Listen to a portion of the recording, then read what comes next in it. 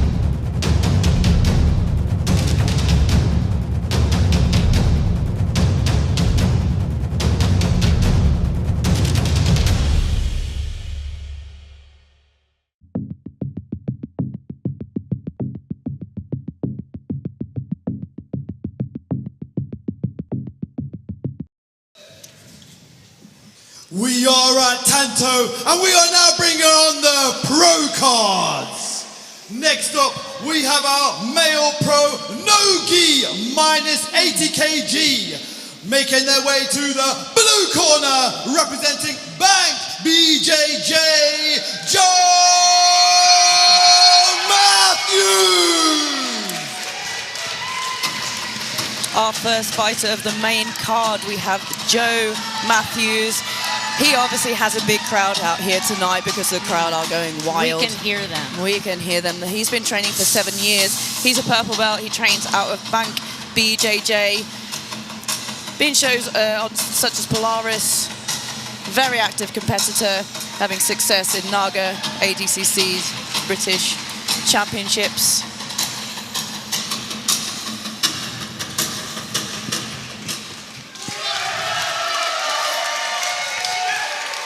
And making their way to the red corner, representing Next Gen MMA. Please make some noise for Norman Saunders.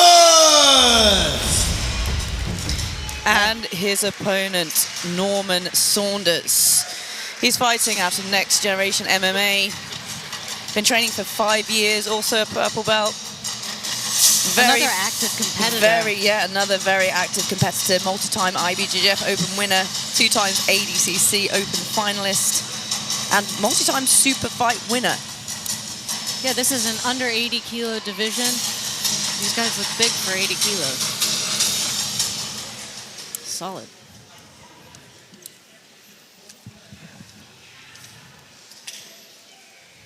Okay, so we've got Norman in the red and Joe in the blue. And we start the main card here. Your referee in charge is Mr. Mohammed Ito. I like the snap down there, the little head collar tie. Attempted a drag by, arm drag. There's a lot of feints towards ahead here by Joe as well. I think. Yeah, it's interesting to see the back and forth, because quite often, you know, you'd want more of a circular movement, right? Yeah, absolutely. From you know, the little I know about judo. My experience with judo comes mostly from trying not to be taken down. Yeah, and the, pulling guard. the first rule of not getting taken down is don't be going backwards. Yeah, yeah. Circle, circle, circle. Circle, circle. I like to see the collar ties being used for something other than clubbing, so we'll see what happens here. Ooh, really nice little throw by. One of the things we haven't been privileged to yet is a giant throw, so I'm really waiting for one of those. We saw a couple earlier in the prelims. Yeah. Oh, nice little trip, but actually ended up on the back. Early in the match, these heavy collar ties, even though they're not doing a lot, they're just fatiguing the posture and breaking the alignment between the spine and the head, which is going to be really important later as Joe kind of fatigues throughout the match. Some foot sweeps. Foot sweep attempts from Norman. Well, they're low risk, right? You can hit a foot sweep, and the worst thing that you do is kick somebody in the shin.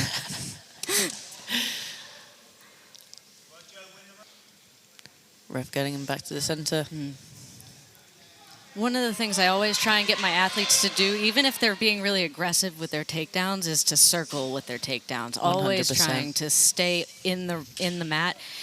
You know, it's not worth driving an opponent out of bounds for the highlight reel if you can't ever solidify the position. Yeah, but I mean, also, as we were talking about earlier on in the prelims, it's, you know, you don't really want to be driving back and driving forwards because you are going to get you're going to be at risk of getting taken down yourself. Yeah, circling is a much more complex movement. It requires a lot more in-the-moment adjustment from your opponent, which makes you harder to take down while you're circling. I think we should be... oh, no, we still have a little bit of time before the end of the first round. What do you think? I'm not sure. Maybe Norman has been a little bit more active, but it's really hard to tell. Oh, he did get the arm drag, and kind of knee tap. So I think I'd give it to Norman, personally. I think this is one of the things that you see with people who are getting frustrated with not having a shot opening is they start to lean on each other, which actually kind of takes away your ability to hit a good shot. Really strong head positioning from Joe. He's not letting Norman get anywhere on the head and like upper body control. Yeah. Really, even in this position where his arm is exposed, his head and back were in a really solid, good posture, which is why nothing really was able to come from that. Referee it's decision. nice. Oh, let's see what the What's the ref's decision is. Referee decision is red. As we Right. suspect, it is Norman. I can see it's nice to see them starting to switch up attacks. You know, they're not going for the same thing over and over. They've, you know, recognised certain things aren't working, and they're starting to, you know, like we saw Norman try to get to these double unders. I still think that... Oh, a nice little foot sweep attempt that again. was a much better timed foot sweep that time. But there needs to be a connection to the next technique so that the momentum can be maintained. Absolutely.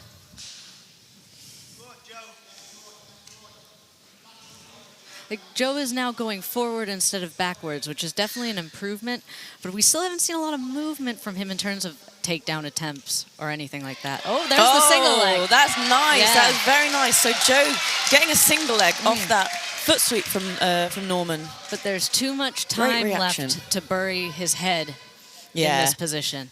100%. I mean, well, you don't really want Norman to close this guard up. No, especially with your arm exposed Yeah, this so way. I think that's why he's deciding to sort of clamp down, and now he needs to start moving over towards that side to start fighting over top of the knee. He's got this lockdown position. Yeah.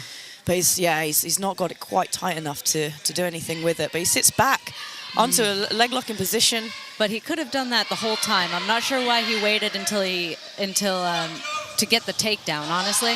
And back up.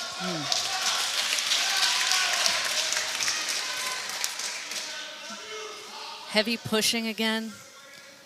Oh, a Well, jump guard. You know I love a jump guard, I know Chelsea. you do. That's because you're a psychopath. Norman, she's being mean to us.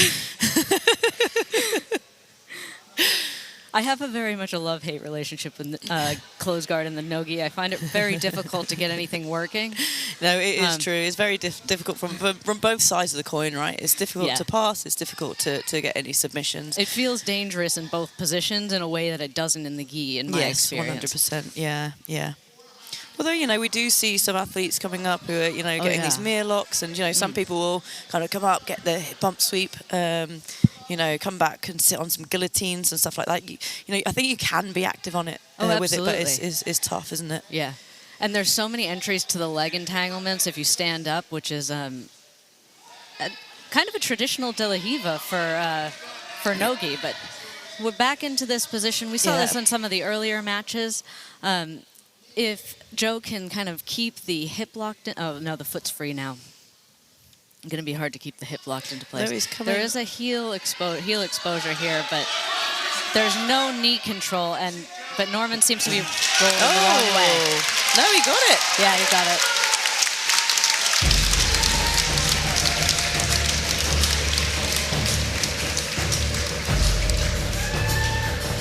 Let's see the action replay here. Yeah, the turn went the wrong way. Yeah. That's where the knee went. Excellent performance from both athletes. Absolutely.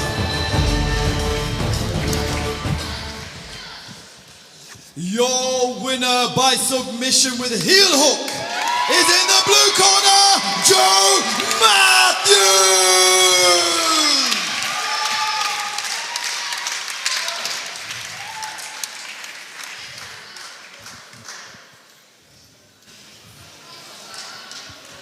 Hi, Joe. How you doing? Yeah? A little bit of a slow start there. Can you talk me through your decision to play in the stand-up when you clearly had such a good ground game going on? Because I'm pretty rubbish at stand-up, so I thought, let's try and get better. I appreciate that. Yeah. No worries. And, you know, it's kind of, you've got to try what you ain't good at, innit?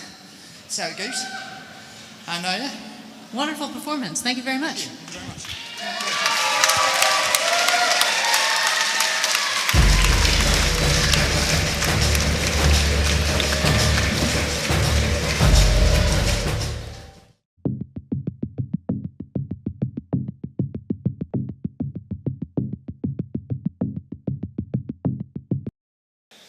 Next up, we have our first of the Pro No-Gi Female Grand Prix. This is the first of the semi-final. Making their way to the blue corner, representing Craig Ewer's Academy. Please make some noise for Hayley Heather. So kicking off our female Grand Prix, our first fighter we have Hayley Heather. She's fighting out of Craig Ewer's Academy. She's been training for 7 years. She's a purple belt. Lots of achievement under that belt. She's a Grapple Fest contender winner. She's boxed on the Mayweather undercard. Lots of MMA. Yeah. This, there's, as we said, there's heavy MMA talent in this Grand Prix with the girls. And making their way to the red corner, representing Fightworks. Please make some noise for Madison Murphy.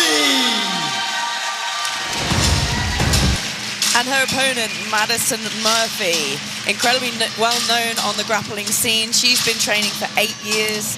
She's a purple belt. We've seen her on Enyo, on Guerrilla Grappling.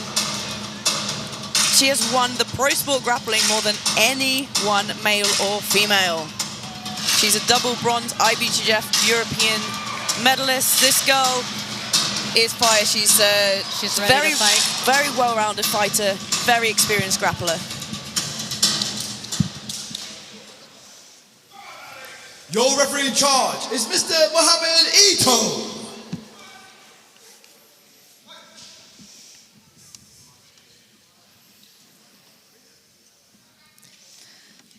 So for those viewers at home, we have Madison Murphy with the red band and Hayley Heather with the blue band.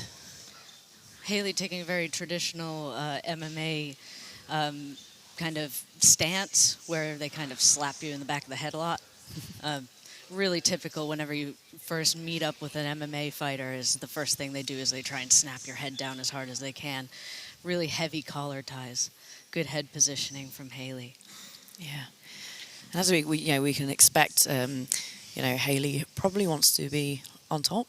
Madison, I like that she's here fighting for the takedown as well. But it wouldn't surprise me if Madison comes down to pull guard. She's got an incredible close guard, very active, and like we were saying in previous matches, sometimes the close guard isn't all that exciting. There's not much to do with it from a bottom or a top position in the no-gi. It's an escaping position rather than a useful one in a lot of situations. Yeah. But she does have quite an active close guard. She has a good variety of attacks from the close guard. So, I wouldn't mind seeing it. No, me either. And I think that there's something to be said for playing to your strengths and for try, especially in nice a double shot. attempt from Heather, but just sprawled. Nice cow catcher from Madison, catching under the arm and over the head. You can do a really nice little throw with those grips. It looked like she was attempting there. Good arm drag. Yeah, this is an open weight, so I think these girls are slightly mismatched in size. I mean, definitely from Madison's reactions, that really shows how much of an experienced grappler she is. Yeah. Oh, a little guillotine attempt, maybe. We're already nearly 2.5 minutes into the... Really strong arm drags from Hayley here. And I like her head positioning, too. Having the discipline to continuously bring your forehead forward is one of the things that MMA fighters are often very good at. Very willing to just grind their forehead against their opponents. And you can tell Madison doesn't like it a whole lot. Madison tries with a 2-on-1 grip, but Hayley's straight out of there. Yeah, I think I'd like to see either Madison pull or attempt a more conclusive takedown here. I don't think Hayley's going to be easy to throw. No. But now she's got double unders. It could... Maybe coming around the back. Oh, she's on top. And Not again, a bad choice from Haley, I don't think, because at least she got to a position where her guard is defended. Yeah. It could very easily have ended in side control or on the back there. Yeah. Now, Madison. Referee's decision. Okay, so First round goes to Referee's Madison. decision is Madison. red. Oh, red. First round goes to Madison. Yeah, so Madison, I've seen her with some really heavy pressure passing here. She, she cooks and does a very good job here. These ladies have a maximum of 3 fights tonight if they go through the Grand Prix. So, it makes sense that she would want to keep the pace manageable. Nice and slow, She has many more matches than most of the people who are here tonight. This is beautiful Haley, pressure. Yeah, Haley as well has a really good pace. Both fighters are, obviously experienced, and they're waiting for their timing. I think Madison could be more effective if she ground her shoulder into Haley's face. Right now, it's kind of floating around on her. Stop laughing. No, I agree. I do agree. But Vanessa I is love the laughing violence. because- I adore the violence. Vanessa's laughing because she sees me do this all the time. But there's the shoulder pressure that I want to see from this position. And you can see it just immediately got tighter and heavier. And Haley's now struggling to breathe on top of now having Madison trying to pass, which is... Yeah. Slowly working that arm up, and you can see Haley trying to defend, trying to get that arm back, at least try to get like a frame in front of her face or something. But Madison is just slowly working those legs, weaving on top, trying to get that leg. Has Haley got a lockdown? I don't think so. It's really hard to see from our angle, but it looks like she's working toward... Oh, no, she doesn't. It looked like she was working towards it. The one thing Haley has to be careful of is the head and arm choke as Madison passes. Oh, no, it looks like an Americana. I mean, it's gonna be interesting if she gets it, because Haley's gonna be able to get some movement with the lockdown. She's gonna have to move the lockdown around to keep Madison from finishing that position. Now, sometimes with the lockdown, I do see some people just kind of crush through it and manage to get through it. That was a good lockdown escape. The heel came to the butt. Yeah. The foot circled, and now she's back in a position where she has control over her foot. Haley's doing a great job of recapturing that lockdown over and over again. Yeah. But this is a problem sometimes when you don't move down the body to deal with that lockdown and then continue to pass. Like you kind of can sometimes get trapped in it a little bit. I know we seem very unconcerned with this Americana, and that's because women are generally made of rubber, and it's nothing's gonna happen with it. That's very true. Yeah. I know that some of you guys out there would be in beautiful. misery. There we go. That is it. No, that's got to be on. No. Oh my goodness. No. Rubber. I mean, Vanessa's now hiding behind her headset. Okay, that's okay. That's not too bad. I thought that was more bent it up was. than I. It was. Was it? She fixed it. Yeah. So Haley's brought her elbow in line with her ribs, which is what's taking away the power from the Americana, but that's allowing Madison to climb towards the back. She's wrapped up a gift wrap here. Really nice defense on the Americana. And red Referee again. decision is red. We need to see some real work from Haley here. If she wants to pull it out at the end, she really needs to find a submission. And I think Madison knows that, and so does Haley. Haley needs to be really careful not to go belly down. We call that squashing the chicken. I'm not sure why. Sometimes Brazilians teach you things and then they just stay in your lexicon forever. I mean, you do kind of look like a chicken when you're squashed down, right? Yeah, like one of the rubber ones. Yeah. And a recovery back to half guard. Yeah. Really However, I think Madison could just use this. She could. There we go. She's going to use it to take the back and get that second hook in. Even though Haley's managed to find the timing and come back to a guard. So again, we're seeing that MMA timing. I think really MMA fighters are notoriously hard to squash. 100% and submit. My goodness. They're just as we've made just of seen, something else. Yeah, they are tough, and I do suspect I'm not sure how many submissions we're going to see in this women's Grand Prix. I think that at first we might not see many, but as people fatigue, we're going to see more and more. Although here's the commentator's curse strikes again. Excellent work.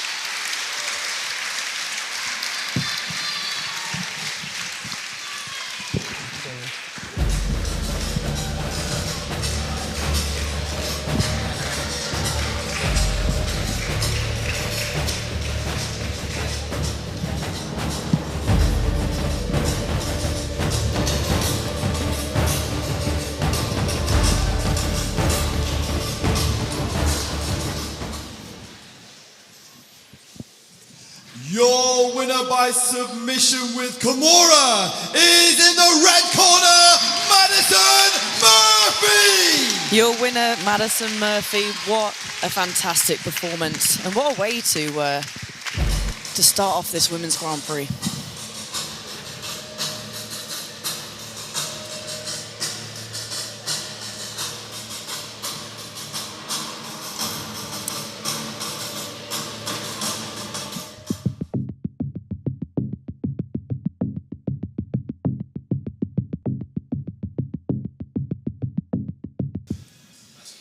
Next up, we have the second semi-final of the Female Pro No-Gi Grand Prix. Representing Odyssey Combat Hub, making their way to the blue corner, Carrie Isom! Our second semi-final of the Female Grand Prix, we have Carrie Isom. Carrie is very experienced. She has MMA experience. She has she's a hungry submission artist. A brown belt, she's competing for and training for 8 years. Fighting out of Odyssey Combat Hub. Finally wearing blue to match her corner. Excellent.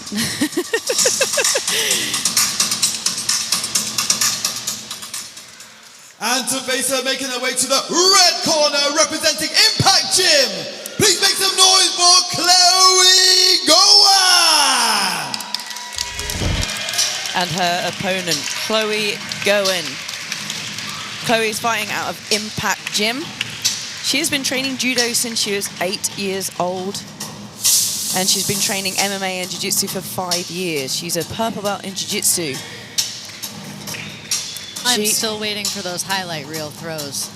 Yeah, hopefully Chloe can deliver. I feel like we might get them from Chloe. I've seen some fantastic takedowns from Chloe. Yeah. I'm extremely excited about this match. She's also slightly shorter, low center of gravity. Yeah. High potential for big throws. Yeah. I'm here. I'm here for it. Your referee in charge is Mr.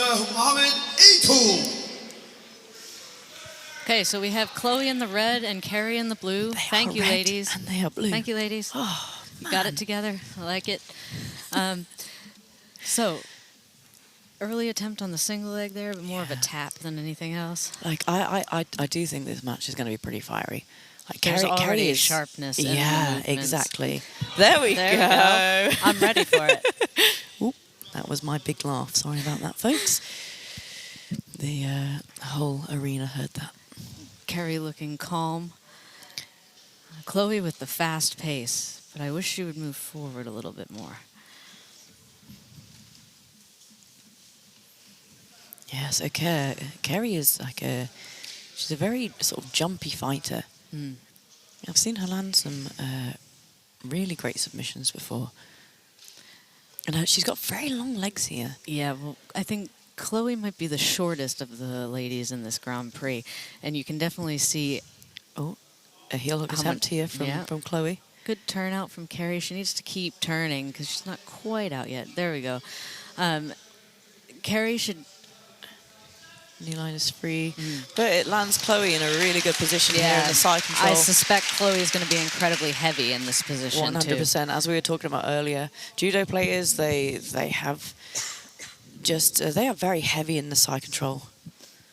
Yeah, they have a very kind of unorthodox way of holding side control. It can be really perplexing for jiu-jitsu athletes to deal with that kind of different pressure from side control. Yeah. If you've ever had a judo player who's really good put you in a scarf hold, you'll know exactly what I mean. And if you see here, Chloe on top, she's doing a really good job of like keeping her head down and stopping Carrie from getting any kind of frames. And as I say that, of course, Carrie gets her frames. She starts escaping. That chin strap that Chloe is using under the behind the back of the neck, as another short person, I love doing that. It allows me to twist the neck. You're so violent, Chelsea. I know. I can't help it. I'm very short. Nice, okay? nice. I'm a supporter. Okay. Oh, lovely single from Chloe. Single. Just a gorgeous finish there. This is what we're here for, Chloe. Yeah. We thank you. We wanted Nice some recovery nice from takedowns. Carrie. That knee came right back in. That's the problem with passing on your knees, especially in no-gi. These mats are slippery. And another fallback here. Yeah. I don't think Not this is quite doing. anything. I don't think this is doing Chloe. Although any favors, potentially a really. calf crush here. Again, I've never managed to really submit women who are trying. Oh, and a toe hold from Carrie. No, I find calf crushes They're they're hard to difficult. finish. Yeah. People either tap to them or they don't. They either work on somebody or they don't. Yeah. Also, Carrie, she's got very long legs, so like Hard to keep the bite. Yeah. People can usually quite extend out quite easily. Well, that I think was maybe not the best decision for Chloe. No. This chin strap that I Carrie's think she's using got a now. guillotine here. I don't think she's quite in it, but she's definitely holding the chin. Referee's decision.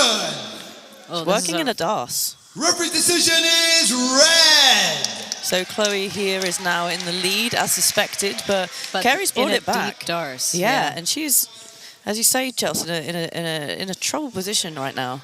Yeah, so if Carrie can step back into the knee slide to keep Chloe from wrestling up or going flat, she's going to have more success. There's the wrestle up. Yeah. And we've seen Chloe already finish numerous single legs from Yeah. here. Oh, hey! Oh, there's the throw that I wanted, though. These girls are delivering. Yeah, they're here for the scraps. And you can really see their height difference here. Yeah. Chloe, I feel you, man. This is the It's like story me of and my you life. stood up there. And Chloe really needs to slam her back to the mat and maybe tip the elbow up to keep the choke from coming on. There we go. Good defense. I'd like to see her step on the hip as well. Carrie needs Coming to blast through for through his the... task again. And I think like Carrie would probably naturally go for dashes. She's got very long limbs, right? It's the people with the nice long arms that can... The height difference really makes it exaggerated. Exactly. Chloe needs to feel be like really careful if she jumps guard because that's going to be a face to the mat. There we go. It's surprising she didn't like reach through for that single then, I right? thought the same thing, yeah. Not quite a head and arm position, although if Chloe puts her arm in there, it will be. If Carrie can get her, I was going to say, oh no, she's not got the underhook. She has good pressure over here, good cross-face pressure, although... It's kind of wiggling around a bit too much. Yeah, Chloe's managed to get this Chloe's trying to go guard back on the heel again. Oh, I think she just took a good knee to the face, too. I think she's probably used to that. Yeah.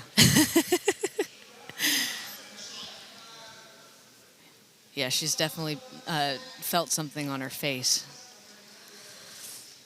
The head and arm is getting locked up super tight there. Chloe really needs to deal with that because either her back's getting taken or the head and arm is coming on. Yeah, well, she's got like an Ezekiel, right? She's going to come in front I there think with that her if hand. she doesn't defend, then we might see this finished. She takes the position. Can she come up on top? Oh no, she's got the back. Excellent. Very nice connection there from Carrie. Chloe really needs to bring back her speed. I think that's the only thing that might kind of get her back in the game here if she can escape and start bringing the speed back into the match. So we're coming up to about a minute before our next round is decided, but we can probably tell that it's going to be 1-1 right now. I agree. And how this round ends is going to kind of dictate how the ladies go into the next round as well. So if Carrie is still on Chloe's back at the end of this round, it's not going to be good for Chloe. Chloe really needs to find an escape first so that she can be working for the entire next round. And this body lock as well. Like, when you're so short and somebody's so much taller than you, it's misery. I like, even that, like, I'm quite a tall fighter for my division, but like I cannot get this body lock position like some of these girls or some of these fighters can. Referee's decision. Oh, here we go. I think that's exactly Referee's decision is blue. And the choke comes on. Very nice mandible strangle there. That was a real fantastic match. Real back and forth, and like, who knew where that was going to go? No, I didn't at all. No. It was definitely a surprise. Let's see some action replay here. We had some awesome throws here from Chloe. Some really nice single legs. And really, you know, Chloe was really, she got that first round. Absolutely. Easy, but then Carrie just took it back. You know, absolute divisions are not kind to short people, and she stayed in it the whole time until the very end. And here's our choke from the back there, our short choke. Beautiful from Carrie. Very nice.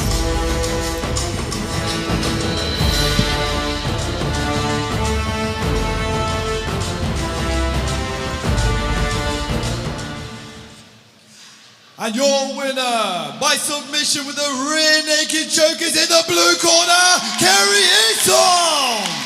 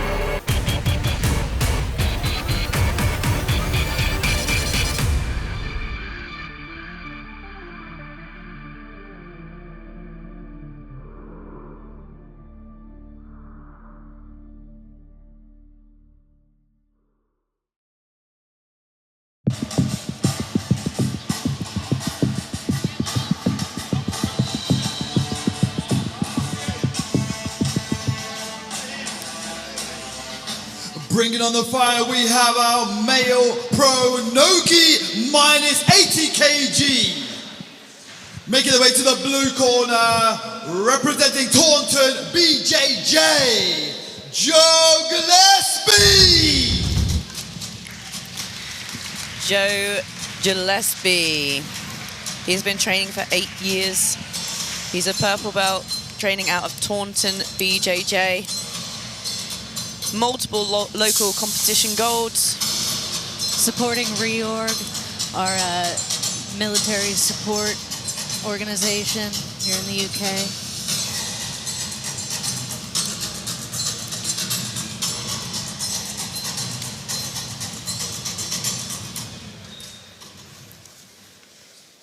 And making their way to the red corner, representing Roger Gracie Bristol. Please make some noise for Will Southern.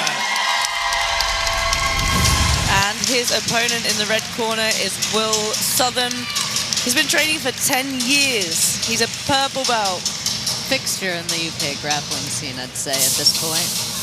Yeah, training out of Roger Gracie Bristol, 6 times British champion, junior European champ, junior world champ, Polaris, 2 times winner. He's a very exciting fighter.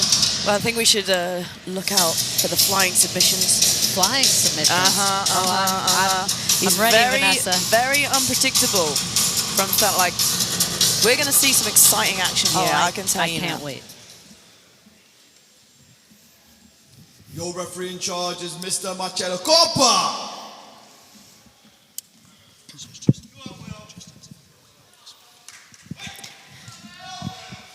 So we've got Joe in the blue. We've got Will in the red. Already heavy on the collar ties. You can see the intensity between these two.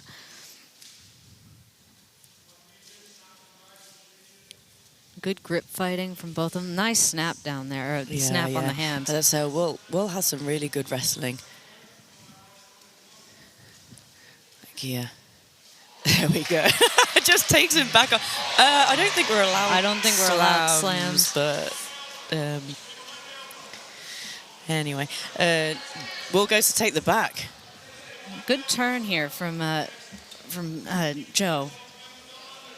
The body triangle looks like it's locked in. There's nothing more horrible than getting crunched in that kind of twisted position from the body triangle. Not look like a good looks position. horrible. I think we'll probably see a submission pretty I agree. soon. It becomes so difficult when these big guys have you in a body triangle Looking to for a escape. flower sweep over here. He's got this gift wrap.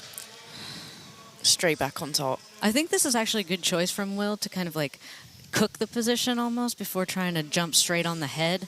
I think he's hoping to find his way under the chin with some ease like that. And as Joe tries to turn and escape, he's hoping that either an arm or the head and arm or the chin will expose itself to him. I'm going to go for a guillotine, though. I think that we might see this finish here unless Joe can get his head out. The bend on the neck is severe, and his face is going pink. I mean, Joe's done a good job defense, already of defending like multiple attacks. Lifting the hips there was really a good idea. He has to. And he's coming past. Yeah. I'm really surprised that Joe managed to pull his head out of that. Yeah, but the way me he was too. turning pink was is usually so a good impressive. indicator. That was almost in a crucifix, yeah. Oh my goodness. How the tables have turned. The tables have turned.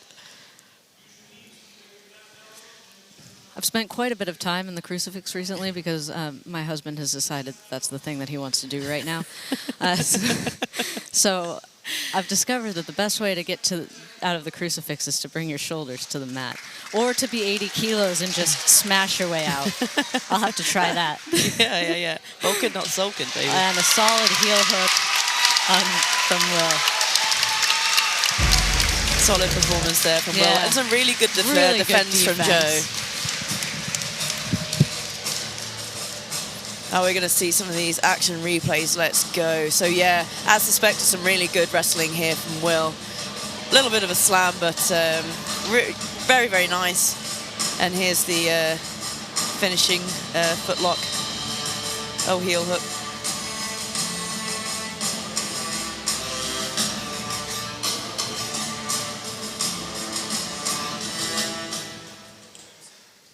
And your winner by submission with the heel hook is in the red corner, Will Southern!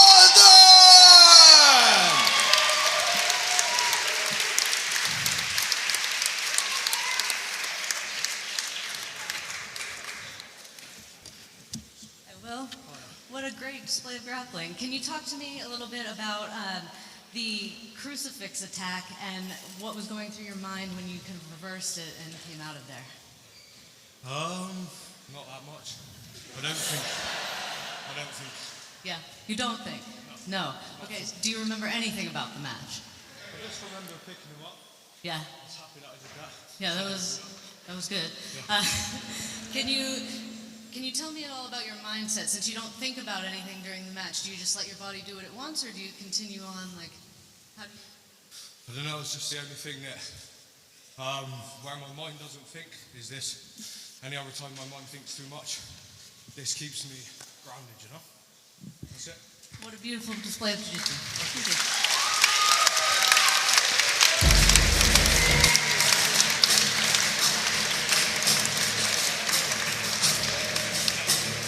Trying to get to talk though.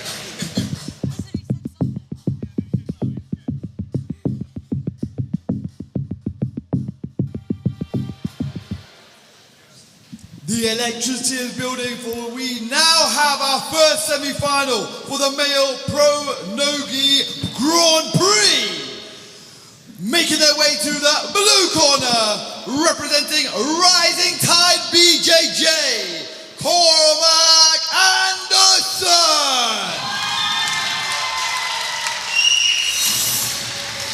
Kicking off our male Grand Prix, Cormac Anderson, fighting out of Rising Tide BJJ. He's been training for 6.5 years. He's a brown belt. Cormac is a submission hunter. He has a very high submission rate. He's a 3 times gi British champion, 1 no-gi. He has, for a heavy guy, he has very fluid movement. I'm very, very excited to see this match.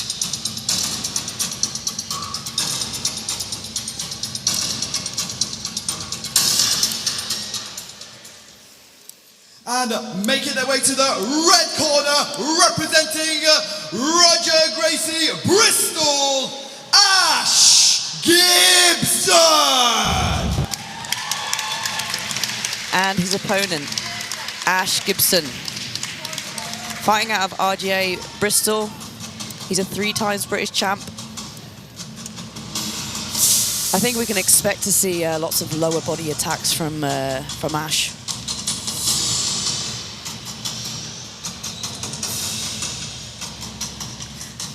Reminder, this is the semi-final for the male Grand Prix.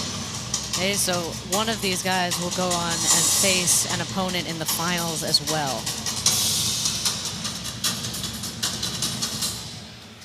Your referee in charge is Mr. Marcello Corpa.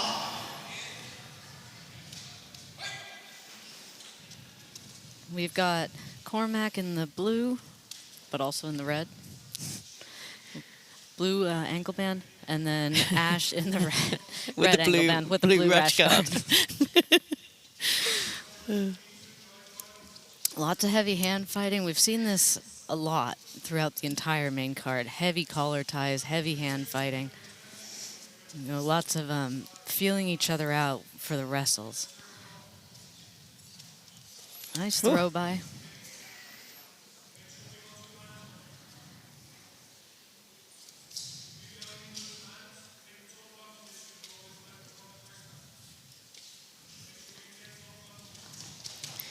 Nice hip switch there. That was Beautiful a really nice switch. reaction there from Cormac. Sometimes the best way to pass is right off the pole. 100%. There's never any guard really established. You can get past it without your opponent ever able to really settle anything. I like the gift wrap here. This is going to allow him to control the back. Yeah, I think we've got a crucifix again here. I think so, It's yeah. the night of the crucifix. That's My armbar attempt here from Cormac. I think we've got it. At the time. Wow. Yeah. That was quick. That was quick. I did say. And Submission extremely hunter. clean. Yeah.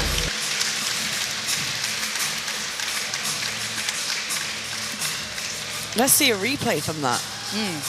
It was There we really go. We've nice got this crucifix position. defense. Yeah. Sat through. Leg straight over. Just not enough time Beautiful. to hitchhike.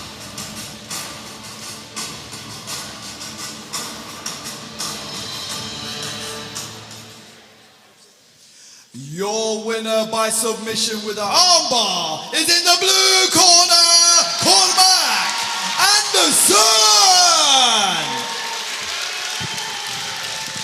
What a great way to kick off our male Grand Prix.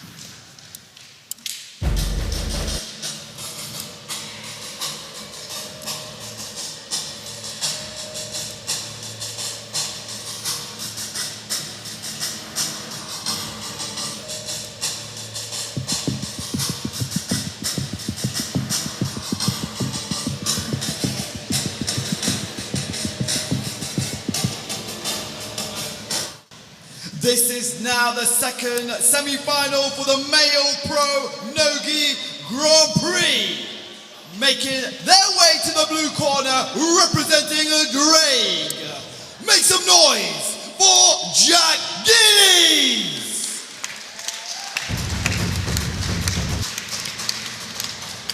Our second semi-final of the male Grand Prix. We have Jack Gillies. Jack Gillies is fighting out of Drake. He's possibly one of the smaller fighters in the division. Absolutely. Yeah, I believe fighting around 76 kilograms. I think we can expect some leg lock from this guy. Yeah, I think we can expect some speed into some 100%. positions. Needs to use his strengths, huh? And making their way to the red corner, representing Flow Martial Arts. Let me hear you make some noise for Frank Takuju! And his opponent, Frank Takuju. He is possibly one of the most active competitors on the UK scene, if not the most active competitor. He's been training for 6 years. He's a purple belt. This guy is extremely athletic, but has a technical ability like to really back that up. He's very well-rounded, but I think we can expect to see some great takedowns. Really exciting jiu-jitsu from these guys. Very exciting jiu-jitsu. And we are definitely seeing an absolute match here. Yeah.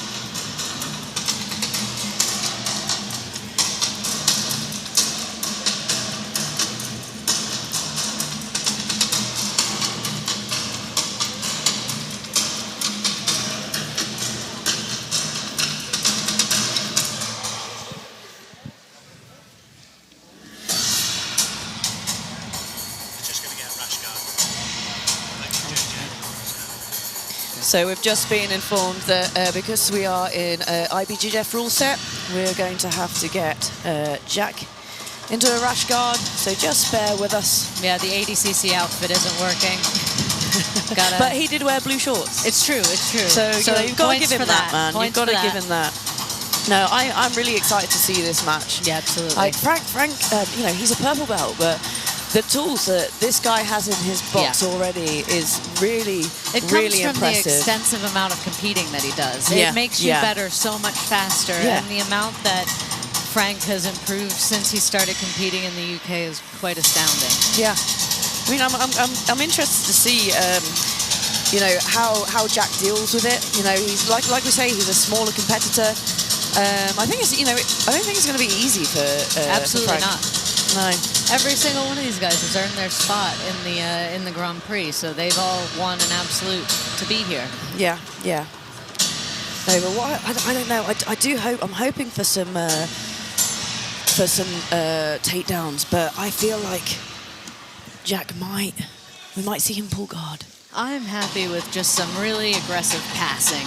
Yeah. We did see some beautiful takedowns from Chloe, right? Yeah. Yeah. Yeah. So yeah. that itch has been scratched. Now I want some nice passing. Okay, everybody. Oh, Chelsea wants some nice passing. Your referee in charge is Mr. We're ready to go. Marcello Coppa. All right, let's go. So we have Jack in the blue. We have Frank in the red. See, a straight guard. Straight to the guard. I mean, I think I would do that too. 100%. I mean, I wouldn't fight him, but like. Oh, what nice passing from Frank. So beautiful. You can see. Oh, I mean, you did ask Chelsea. I did. So, yeah. you know, Asking they've you been shall really receive. kind. Yeah, they've been super kind, man. I would like to see Frank kind of tip under the elbow on the far side so that he can put Jack flat. Nice recovery there from Jack. That's exactly what Jack needs to do. It's unlikely that he's going to be able to bully his way through this match. He has to be patient and clever in what he's doing. This is it, isn't it? Sometimes the smaller fighters, you know, you think you've got past and then their feet. Oh, I know. Or their knees or something is come just in from the way. nowhere. Yeah, yeah. Frank has to keep Jack stretched, keep the space open so that he can sit see into here, little hook, you know, he got his underhook, he's got his butterfly hook, and he's back in the game. Yeah, absolutely. Small fighters can be a real problem as long as they're strategic and they're careful with the way that they're fighting against larger fighters. Yeah. Like here, I think that Jack should be inverting pretty quick because we've already seen that Frank has been really powerful in his passing and very, very able to clear the hip line and get to side control.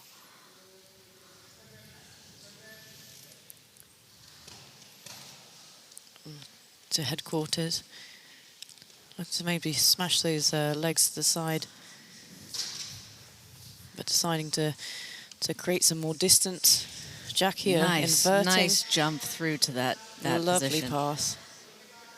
I think this is a really solid position that Frank's got here. If he can connect his hands to twist the upper body and the head, he'll be able to put Jack flat. Yeah. There's the connection. If he stretches his arms away, he'll be able to like really make a good twist there. Yeah, There's you could really the do it twist. using that knee to is. stop that bottom leg as well, right? Yeah, he could turn his hip back and kill the bottom leg, but I think his his back and hips are doing a good job of killing the bottom leg at the moment. At the moment. Yeah. But as Jack dart tries attempt. to recover, I think he's going to expose the back, and that might be what Frank's waiting for here. Again, connect the hands, stretch the head, and pass the guard. Passing is about pinning, twisting, and stretching. And if you accomplish all three of those things, you'll be able to get into the empty spaces. Okay, just really good job at recovering the guard there. Yeah, beautiful Jack. work. I think Jack needs to be careful sitting in this half up, half down position. Frank's been able to take advantage of it a couple times. Referee taking them back to the center. Jack's also hit a couple of nice up kicks right to the face. You know, kind of the side effect of playing guard. I think we're probably not far off from our first Referee round. decision! Okay, so the first round. Referee's goes to decision Frank. is red! Not surprising, in my opinion. No. So this position can be hard to pass, but it's also going to be hard for Jack to lift with because his ankles are crossed.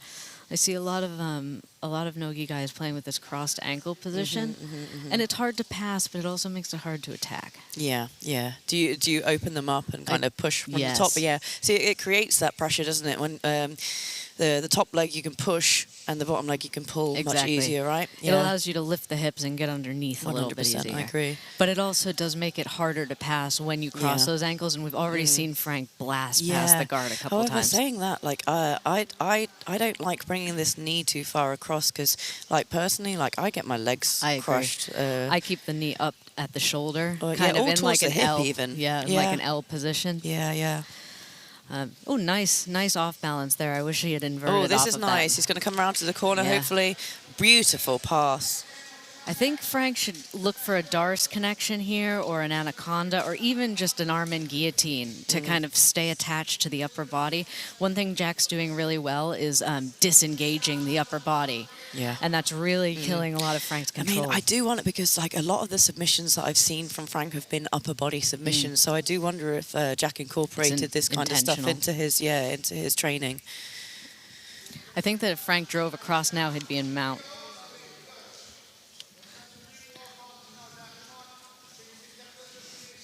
One of the other things that I think that I would be doing if I were Frank maybe a little bit further down the line in the match, is looking for rolling kimuras, because there's no points in this tournament. The elbows are being left open a lot. Nice little on the leg bottom. drag. Oh, Beautiful. That pass is working every time. That's so good. That's so nice. Jack really needs to slam his back to the ground here. He cannot let Frank have his back. He's kind of coming into a bow and arrow kind of position there, forgetting that he hasn't got a gi. A tap is a tap. A tap is a tap. But I have seen him in the gi get really, really nice bow and arrows, right? So I wonder if that was a bit of a, just it's a a nice habit. movement, a bit of a habit, yeah. Coming in for the armbar here. I think he should stay on the back. So one thing that I think that Frank should do here is go back to the gift wrap and really cook this position. Really start to pull on the shoulder, twist the body, fatigue the upper body a little bit so that the hand fighting gets slower. And it's much harder for Jack to continue to fight his hands against the choke. Jack's doing a really good job of just continuously stripping the grips. He's not even worried about escaping the back right now. He's just stripping the grips, and that's going to make it problematic for Frank to get anywhere. So we're smashing the chicken again. Yeah, we might see a head and arm here, I think. I think so, too. Yeah, I think Jack comes back. Yeah. His elbow is too open. Jack needs to be answering the phone, essentially. Referee's decision. And here we go to the referee's decision. Referee's decision is red. Red, as we suspect. Jack here has managed to get his arm inside, so... Yeah, that's better than the alternative of the head and arm choke. Although, with enough squeeze, those fingers won't do anything to protect you. Maybe a retake from the back for Frank. This is the position I was hoping he'd go back to with the gift wrap. I think if I were Frank, I'd be really twisting that upper body. Now pulling on the arm, twisting the torso. Here we go. Oh, Reverse triangle. Reverse triangle, yeah. This is great to attack the arms in no-gi. I love locking up the reverse triangle just to pull an arm out.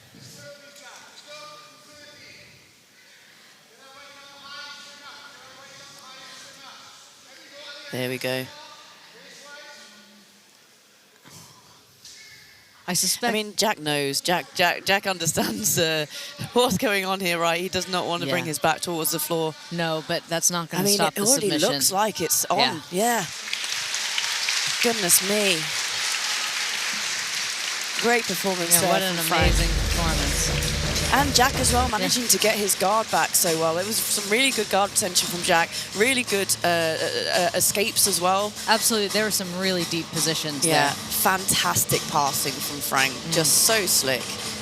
You have to ask, Vanessa, and they'll give it to you. We'll see if it works for the next fight here. Yeah, some really nice back attacks as well. And then this finish of, it was kind of a head and arm. Crunch, squash, Ezekiel-ish. But between those three submissions, Your winner by submission with a head and arm choke is in the red corner, Frank Takaju. What an awesome performance here. Absolutely. Chelsea asked for some good passing. Frank delivered, man. I did. Thank you, Frank. And we will be seeing him again in the final against Cormac.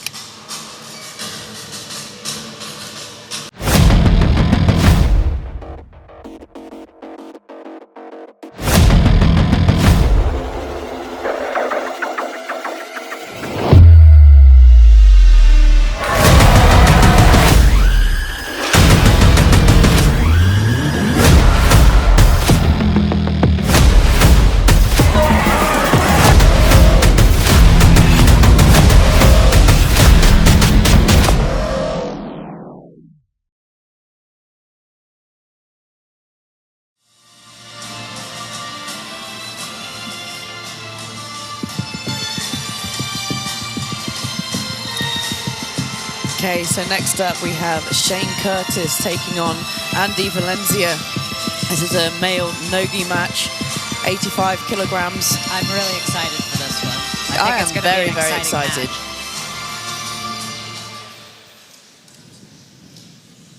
Next up, we have our medium heavyweights. We have our male pro no-gi, pro minus 85 kg. Making their way to the blue corner, representing Nottingham MMA, Shane Curtis. So coming in on the blue corner is Shane, the Goth Lord, Curtis. If you follow the grappling scene in the UK, you can't miss Shane Curtis. He's been training for 10 years. He's a black belt. He is 8 times Polaris veteran, 10 times Grapple Fest veteran. He is the inventor of the Goth Lock. Okay. Do you think we'll see one? Do you know what? I'm going to say ask for one, Chelsea. Okay, I need to ask for something. Okay. The Goth Lock. Ask for the Goth Lock. No, I just want to see something interesting. Okay. Chelsea would like to see something interesting. Shane, let's go. And to face him, making his way to the red corner, representing Bank Pedro Besa, Andy Valencia. So his opponent coming out of the red corner is Andy Valencia. He is fighting out of Bank BJJ. He is a full-time vet. When he's not grappling on the mat, he is taking care of cats, and I support that.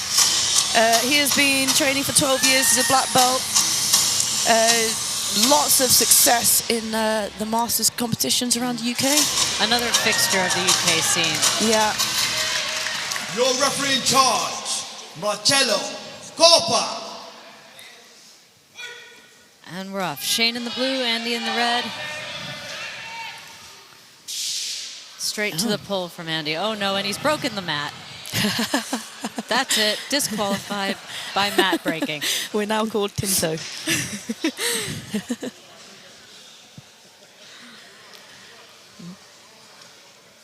Do you think what did you ask for again? Something interesting. Oh, was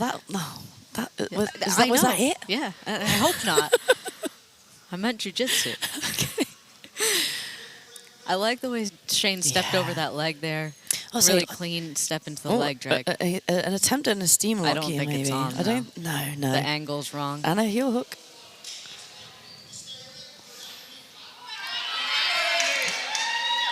Ooh, dueling heel hooks. Shane was previously like a much lighter fighter. Yeah, right? we've talked about this before. We have talked about this before, and I really feel like he's settling into this weight division now. Yeah, this is, 85 kilos? Yeah. Every time I see Shane, I think he's like a featherweight. Yeah, but he really is much heavier than that, but he moves like a much smaller athlete. Yeah, nice yeah. spin He's there. still got that small... Beautiful attempt on that heel hook from Andy. Yeah, he does have that small man movement, right? Yeah. But I've seen Shane's game adapt and develop like over the last few years, and I just think he's he's a very well-rounded grappler. Yeah. Starting off with a very unorthodox style. I think as you progress through black belt, especially, you realize that you need more than just like a couple of good tricks to make it through. You really need solid basics and foundations. And he's doing that, which is good really athletes great. always go back and fill those holes.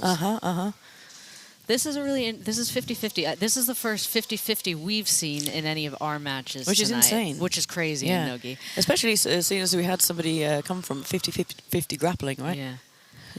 I don't love 50-50. I'm always trying to get out when I'm in it. Yeah. But Shane seems real happy, and so does Andy. I don't know. If you guys are happy, we're happy, right? No, I'd rather see moving. 50-50 isn't interesting enough, guys. I have no complaints about 50-50 if it's moving, and that was moving. So. Yeah. Shane looking for that foot again to scoop it across the body. His lateral movement looks really good. I wish he was looking less at the feet and more at the pass. Like there was a point where he very nearly passed Andy's guard and committed to the steamer lock rather than the pass.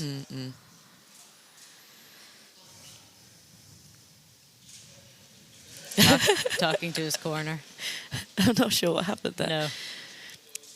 Yeah, there's some real moments there. That is insane mobility. Did you see that? Yeah. That is actually something that I've noticed about Andrew. Actually, watching him fight, he's like a big fighter, but he's got like very fluid movement for a big fighter. This is like I think this is a good matchup because, like we were saying, like Shane has quite small guy movement, but Andrew equally. Decision. Oh, let's hear. Oh, the Referee first decision round is went blue. to Shane. Yeah, first Again, round to Shane. Hard decision. choice to make. Yeah. I don't envy the referee that decision. No, that was tough. I do think some of the other judges gave it to Andrew, yes. Yeah. I saw a red flag come up. So one of the things that Andy could do there is just bench press that leg overhead. Then he'd be able to get underneath the hips. Oh, there's no bite on the heel, and now Shane is too close. Shane's used this to come on top.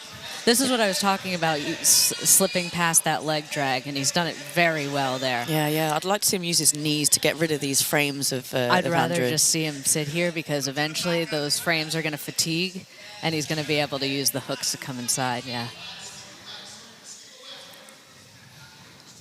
So one of the things Shane should be careful of here is getting his hands trapped under Andy's back. I would bring them to one side or the other so that my hands can't get trapped and I'm not in danger of just a big bridge and roll. Yeah. But again, I am a 55-kilo fighter and Shane is an 85-kilo fighter. So I think you can start to see Andrew.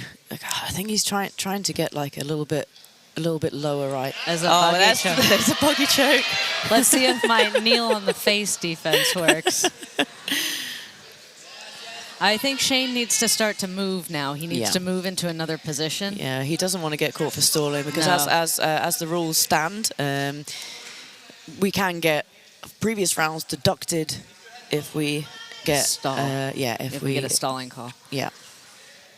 Nice hip escape movement. Shane needs to follow the hips. Andy can just stay calm here. He doesn't need to panic, and he doesn't need to move fast. The impetus really is on Shane here to go to the next position because Andy's fairly immobilized. Shane needs to kind of continue pushing this fight forward here. You can see him like slowly trying to fight these frames here. Moving back onto the, there we go. Yeah.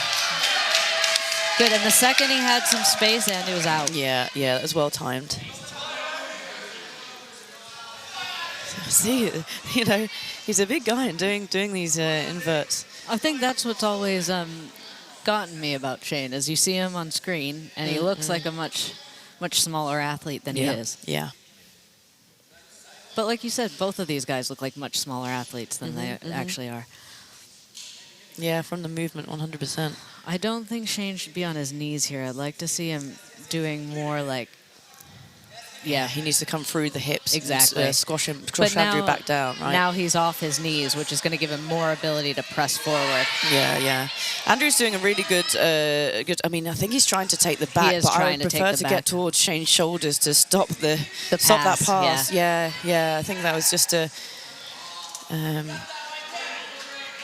The arm is isolated now. I think we should see Shane take advantage of it. Looks like he's grabbed almost for like that Andre Galvao guillotine. Referee decision is a balloon. Yeah, as suspected, I think Shane's got this next round. As Andy presses up against Shane's hip, the quick armbar is there, but Shane doesn't seem to want to commit to that. Although, I'm not sure I've ever seen Shane do a traditional armbar. Maybe he doesn't believe in it. I don't know. I must have seen him do a traditional. I mean, maybe we'll get it now. Yeah, Come on, Shane, you've got it. Go on. No, more face crushing first. Yeah, that's fine. Cook him. Cook him, Shane.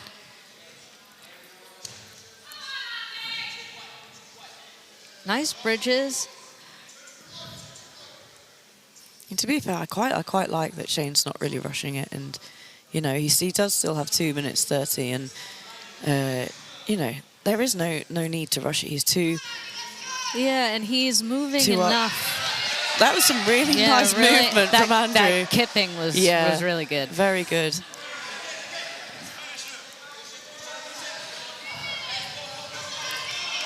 Some people just seem to have a really powerful kip. Yeah. And they're able to create excellent movement with it. Yeah.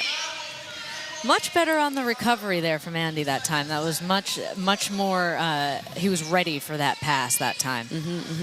But he has to be aware his legs are stretched out too much. There's too much space in like his ribs. And that's what Shane keeps fitting into.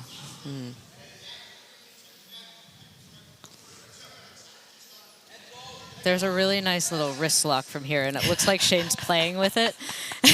And if he hits it... oh, no, he's going to do it! Maybe just a shoulder crunch here. Yeah, I think he's going to use it to pass. Yeah. Oh, I hope he gets the armbar after you just said that, Chelsea. I know. Look, he's going for it. He's going for it. He's going to get the armbar. I don't know. I think he's going to do something funny.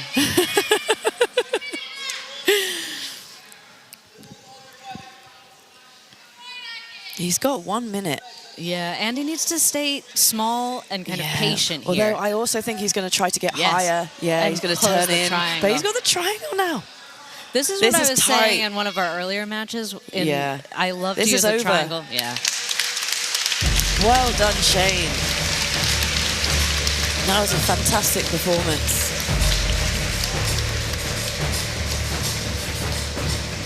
I see some action replays here. So some excellent movement and fluid guard work here from Andy.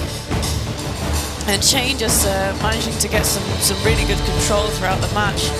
Here's Andy's attempt at a boogie choke, and to finish here is Shane's triangle to armbar. Very, very nice jiu-jitsu. Very good performance from both athletes here.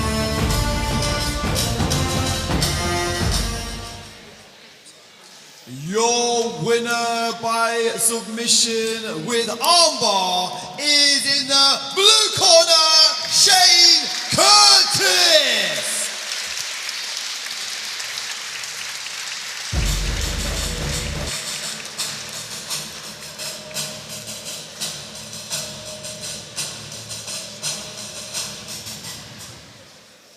Hey Shane, how's it going? Yeah, good.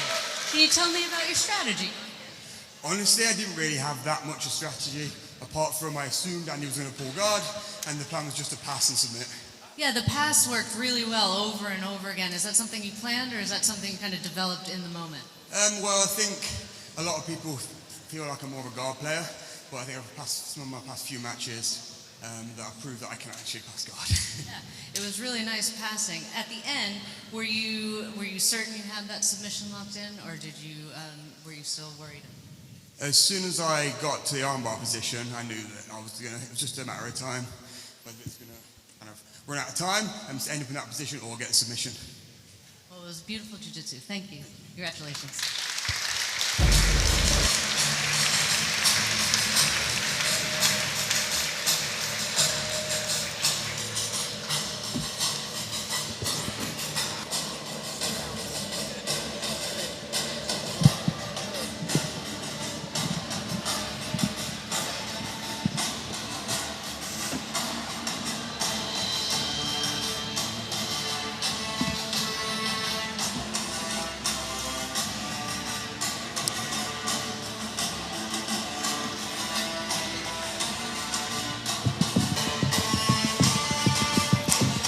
And next up, we have a male no-gi bout. Mitch Good versus Mario Said. This is an under 93 kilogram no-gi match.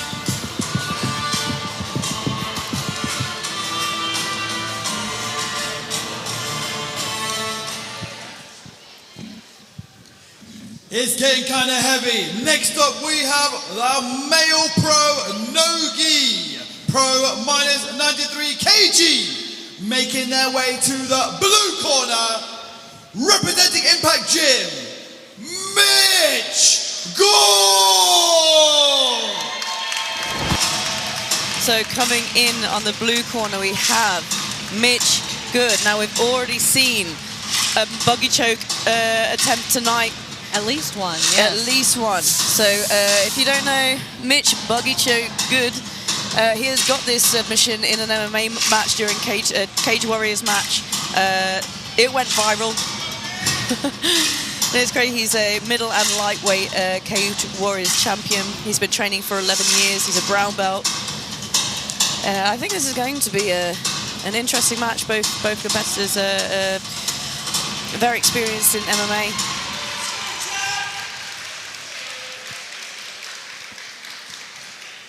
And to face him, making his way to the red corner, representing Trojan Bristol, Mario Said! And his opponent in the red corner is Mario Said, representing Trojan Gym Bristol. His name is Mario Rude Boy Said. He's a freestyle wrestler, a pro MMA fighter, second degree black belt. Sounds like we could get some more takedowns. I think, let's ask for it, Chelsea. Okay, I want more takedowns. We want more takedowns. We want to see some action, boys. Let's go. Nice pink shorts, by the way. I was actually just going to say the same thing. They're cool. Your referee in charge is Mr. Mohammed Ito.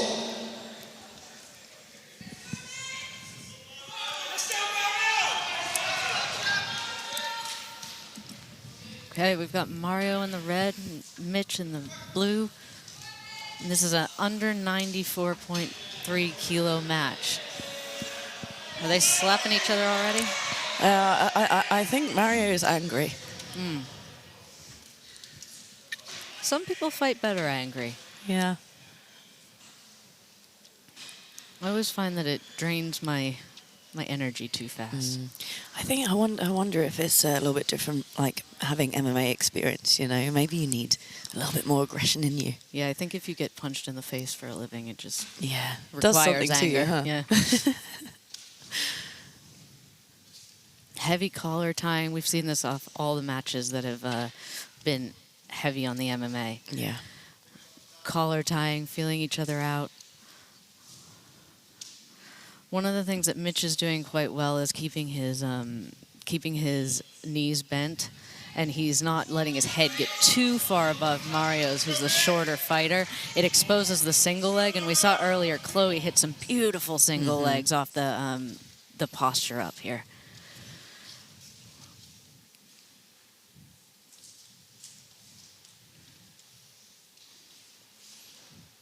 Again, heavy collar tying. These guys are also doing better at circling rather than backing up and moving forwards. Yeah. They're definitely staying in the center, aren't they? A little shoot there from Mario. Trained to stay in the ring, I imagine. Yeah. I mean, that's a good point actually, because you know you don't want to go up against the ring, right? So no, I think strategically you have to use it intentionally, right? Yeah. So these guys are very used to controlling distance and space in comparison to the outside of the mats. Yeah.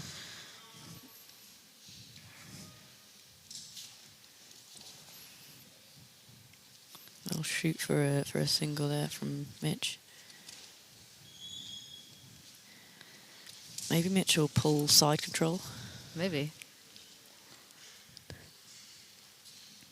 Mitch is kind of doing too much reaching for the single leg. You can see he's quite long, but there's just no way unless he stacks his hips under his head and shoulders to really get in on that single leg. See here, he's going to be able to stack his head and shoulders up.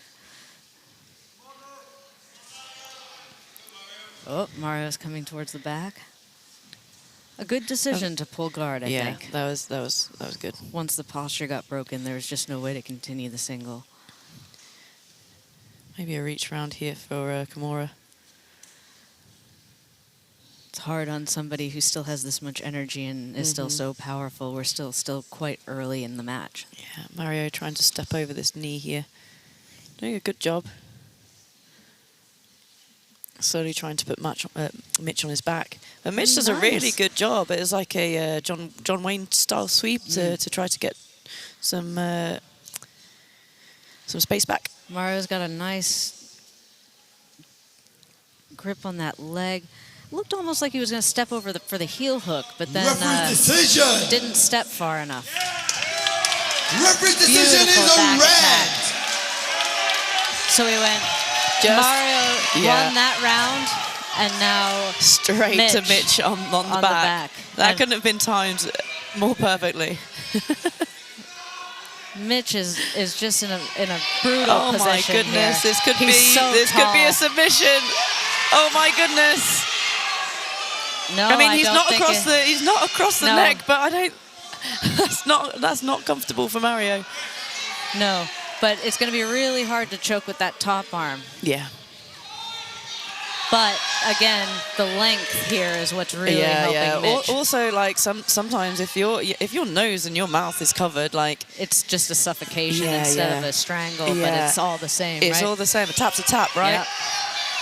I mean, look at the face. Yeah, that just helped him. That's not a happy face. No. There we go. There's the submission. We have it. A submission from Mitch Good. Beautiful submission too.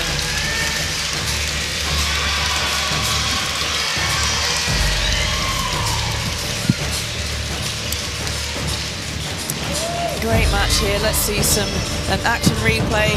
This rear naked choke finish. We weren't sure if it's going to go or not, but Mitch got the tap.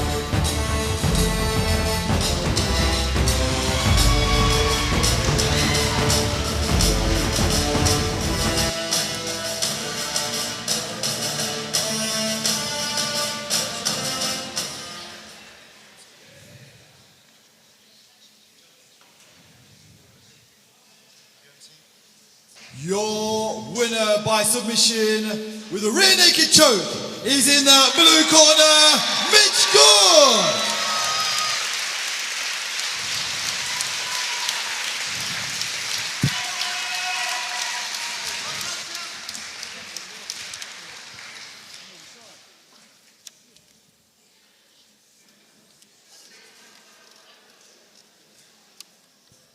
Hey, Mitch, how you doing? Yeah, good. So, how's it different coming into a grappling event like this versus something like Cage Warriors? You know that you're not going to get like physically hurt from the start, so it feels a little bit more comfortable. But the nerves are still the same. I'm still nervous to perform, and going against a guy like Mario, he's super experienced, a lot more experienced than me in terms of how long he's grappled for. So I took it very seriously, and getting into that headspace was quite easy because of the caliber of opponent that he is. Is there anything you did differently to prepare for an event like this? Anything different for this? No. I work with some really good teams. Obviously, my main team, Impact Gym, with Tom O'Hagan, who's been a long-time mentor and coach of mine, and then Luke Chamberlain, who's been invaluable in my preparation from the RGA team in Bristol. Bristol's on the map. Mario's from Bristol too. There's some really high-level guys there, so we'll be taking over real soon. And what's next for you now? I'm looking to get a fight on the Cage Warriors cards in the summer, but I'm open to grappling matches. I've got a really good relationship with Simon. The show that he's put on has been fantastic, and it's been real fun. Yeah, so hopefully get back on the Tanto mats as well. Congratulations. Thank you so much.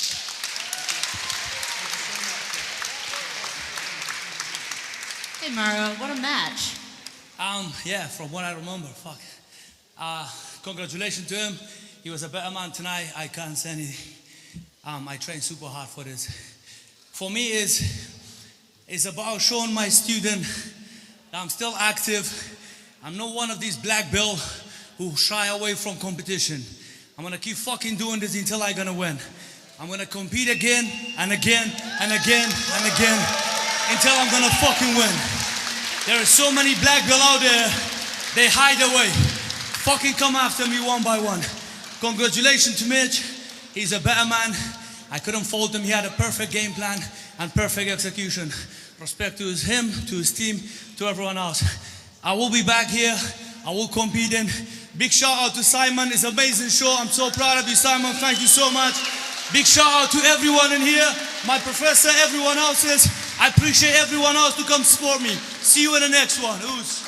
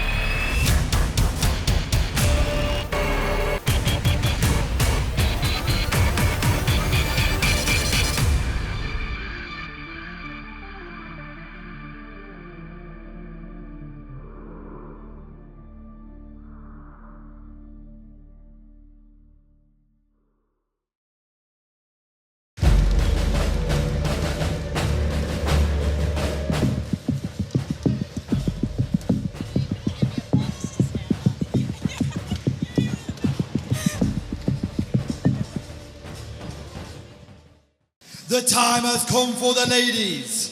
This is the final of the Female Pro Nogi Grand Prix. Making their way to the blue corner, representing Odyssey Combat Hub, Carrie. So here we have Carrie Eastham again, coming out for our female Grand Prix final, showing an awesome display of jiu-jitsu in her first match against Chloe Goen. Really tough opponent too. Yeah. Saw a beautiful back take. Color coordinated as well.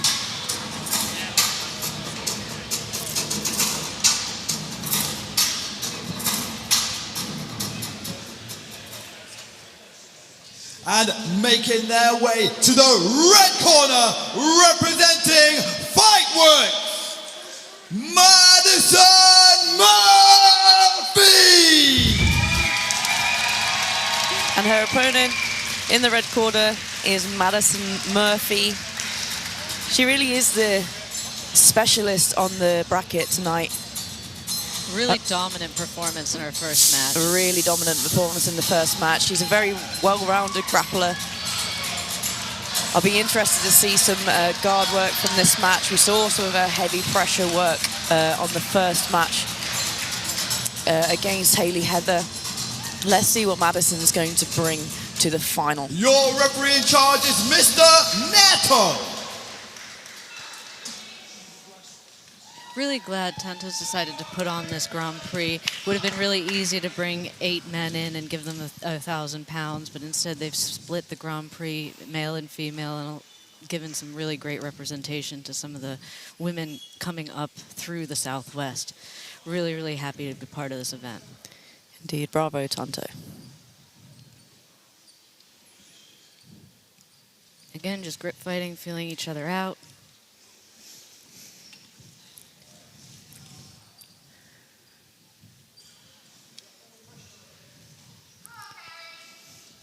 Even with these ladies who are clearly experienced grapplers, you don't see the same like distance control within the mat. They still aren't circling as effectively as some of those higher level practitioners. It's an interesting difference between, you know, the black belts and the purple belt. Yeah, I guess it's like more awareness, right? Just yeah, and that takes time to build. So much time to build. Yeah, I just think it's a very clear distinction since we just saw them. Yeah, there's a lot to think about in competition, you know. Heavy snap downs here from Carrie. Heavy collar tie. I don't think I've ever seen that grip break used without a gi. Yeah.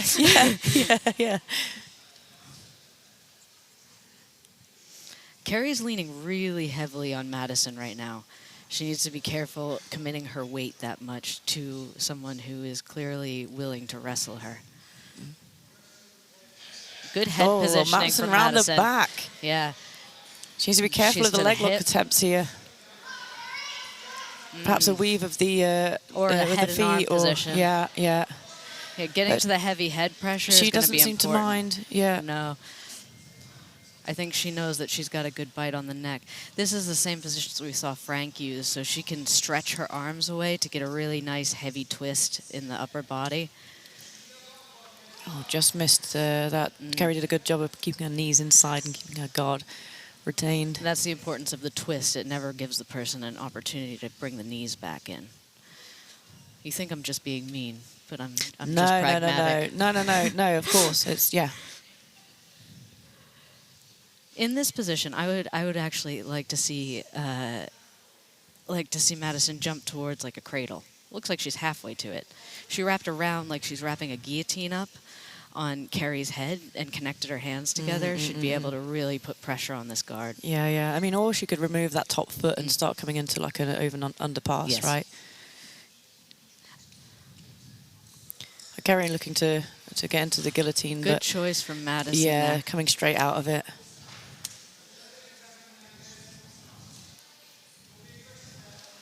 Nice, like outside distance passing, and yeah, this there is we go. That was good timing there from Madison. Oh, but she has to be careful. Oh my goodness! That is what Andy was attempting. That was a reversal. That was fantastic work there from Carrie. Really good timing from Carrie. Yeah, and the thing is, like Madison didn't quite get onto the hips there, which allowed Carrie to come up. Yeah. Referee's decision. Oh, I don't envy the referee this one. Yeah, who's going to get it? Referee decision is red. So Madison got this one. And this is exactly what happened in Carrie's first fight, wasn't it? Yeah, pretty much. Her opponent got the first round, and then she came back in the second. I think Madison really needs to be bumping her hips up now to shake Carrie off. She has to be careful because Carrie's getting tight on that body. Yeah, we saw Carrie, I think, get a submission from the back in her first. I think we might see an escape fight here, though. Yeah. Good decision to bridge up on top, but she has to be careful of the triangle. Goodness. Okay, can Carrie lock this up? I mean, she's got some long legs. But the thing with long legs is that you can sneak into little gaps, right? Yeah, it looks like Madison's hiding her hand. Potential armbar coming up. Madison really needs Oh, she's got the triangle locked now. The thing is, Madison has her hand just in that little crease of the... she has a little bit of space, and she's making space here. Yeah. By shaking. Shaking is a really good way to loosen like tight positions. Oh. Nice job from both ladies. Really beautiful. good. Madison needs to get off her knees here. It's not a good position to be in. Her neck and head are already fatigued here. She needs to start passing. Here we go, removing his top hook, but then not kind of coming forwards with it. Guillotine attempt here from Carrie. Staying on your knees. And a back attack again.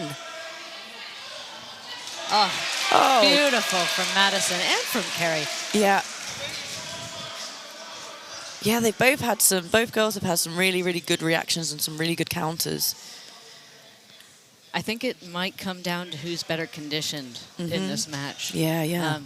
And who can maintain this kind of like back and forth pace longer. Yeah. I mean, again, this round is going to be hard to decide because Carrie had, some really, really good positions. She had a submission attempt. I think the submission attempts are going to be weighted highly because they were so tight. Yeah, but, we've got another minute to go. Yeah. So Madison, if she can come back and, get a submission attempt herself, then we could even the score. Or she can concede the round and make sure that she stays in a powerful place to move into the next round. Yeah, that would be another great strategy, yeah. I think that if I were in Madison's position, that's what I would do. I would concede this round. Yeah, it looks like she's going for an armbar attempt submissions, yeah. But not make sure that going into the next round, I was in a strong good place. position, yeah. Yeah, that would be smart. Looks like she's going for a Kimura. Looks like she's got this Kimura here. Oh, man, MMA girls are just so hard to kill. There we go. I think she's got that. Oh, yes. Well done, Madison. She almost looks surprised that she got the win then. Excellent performance from both girls. A really technical match. Back and forth. All action. Let's see some replays. This was a beautiful back attack here from Carrie. Really good reversal from Madison's pass here. And then a very tight triangle. Madison did an excellent job of escaping that, getting the control back and finishing with a beautiful Kimura.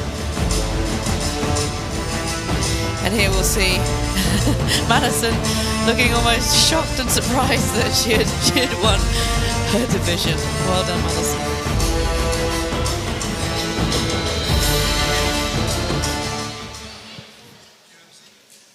Your winner by submission with a Kimura is in the red corner, Madison Murphy! Your winner of our female Grand Prix, Madison Murphy.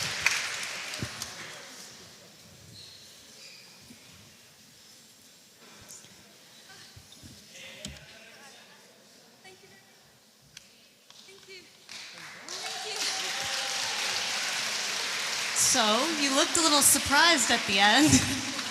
Do you want to talk about that? Honestly, 1 minute I was in a triangle trying to breathe, and then I was next on top, and I was like, hang on, what's going on? That's what we thought as well. Was this your strategy coming in terms of like playing heavy on top, or were you intending to play more guard? Yeah, to be honest, a lot of my previous matches I struggle with control, forcing scrambles, and I'm happy to show a different side that I've been working on. Top pressure and trying to look like I know what I'm doing, not just winging it. What does it mean to kind of win something so significant in a forum like this? Yeah, really overwhelming, hence the surprise. Especially being so local. Normally, I'm traveling up to Manchester. Nobody's there, obviously from Torquay, able to watch. So being here tonight in front of everyone from Fightworks, the juniors that I spend so much time teaching with, it's really special. Is there anyone you'd like to thank? Everyone, honestly. Martin, Darren for cornering me today. Josh for dealing with me being a diva fight week. And Ronnie and Noah, the juniors. You know, I get nervous, but when you see them coming out at 8 and 9 years old, no fear. You don't really have an excuse not to do it. So, congratulations. It was a great match.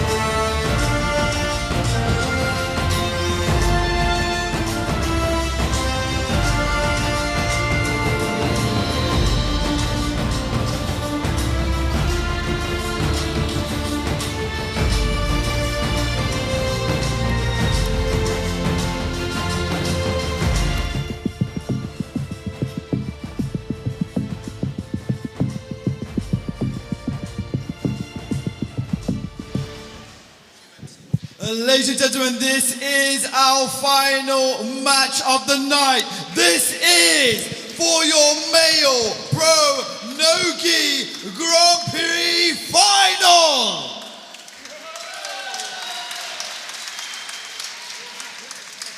Making their way to the blue corner, representing Fightworks Academy, Frank Katojo.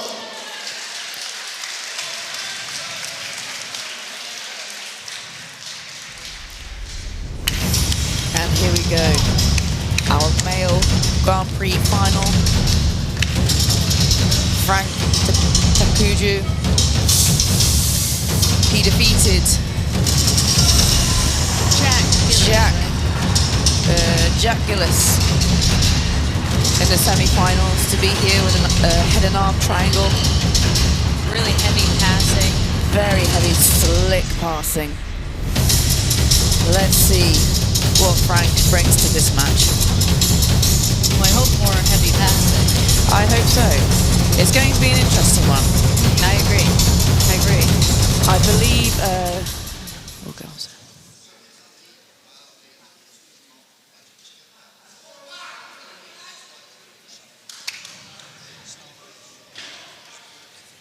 And making their way to the red corner, representing Rising Tide BJJ, Cormac Anderson.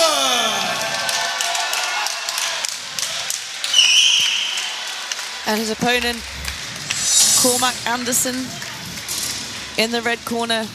He defeated Ash Gibson in the semi-final to get here. Quick armbar. A quick armbar. Now, I believe Frank and Cormac have met before. I believe Cormac may have won by points against Frank. So a rematch. So a rematch is happening right now. We'll see how these athletes have grown and developed since they last matched.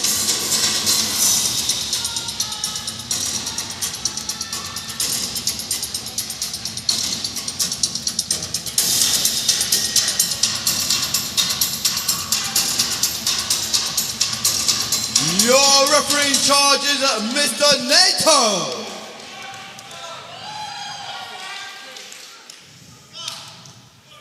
And we're off. We got Cormac in the red and Frank in the blue. Just to let the watchers at home know, so Frank is a purple belt, Cormac is a brown belt, but they have been training a similar time. Cormac about 6.5 years, Frank 6 years.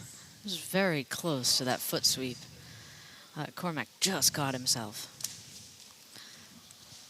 Frank, the smaller athlete here in this match, I think. But clearly a heavy collar tie. Yeah.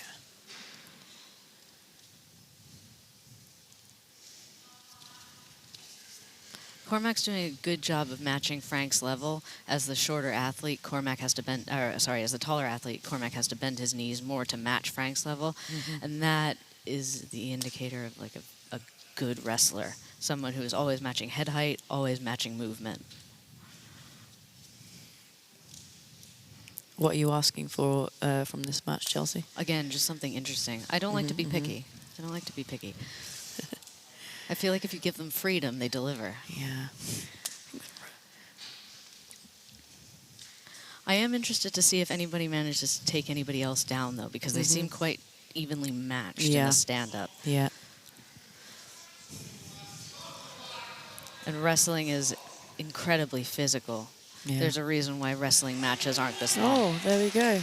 Little takedown there from Cormac. Oh, and coming a into beautiful cartwheel pass. Straight into an armbar. Back again to the side control. It was almost like Frank hadn't quite woken up yet. Yeah. And then he realized what was happening. There we go. And Cormac taking the win. Very quick submission finishes here from Cormac tonight. Very impressive. Getting the job done. Let's see an action replay here. A nice little inside throw there.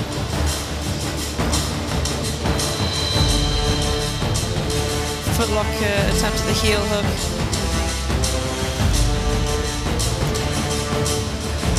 And victory for Cormac Anderson. And your winner by submission with a heel hook is in the red corner, Cormac Anderson!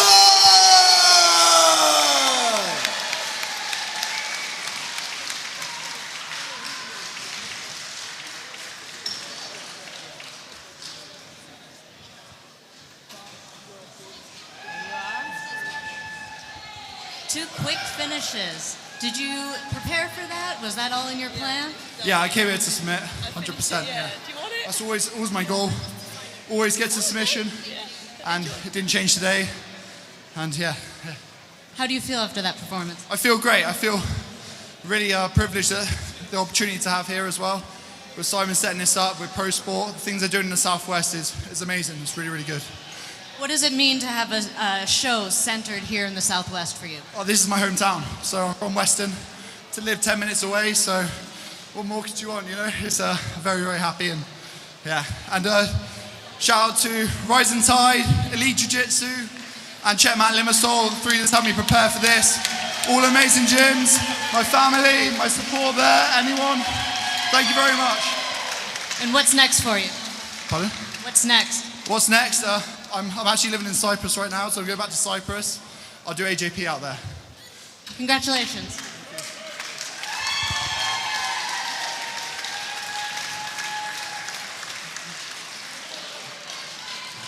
Thank you for joining us in Tanto. Our next event is the 18th of October, and we hope to see you there.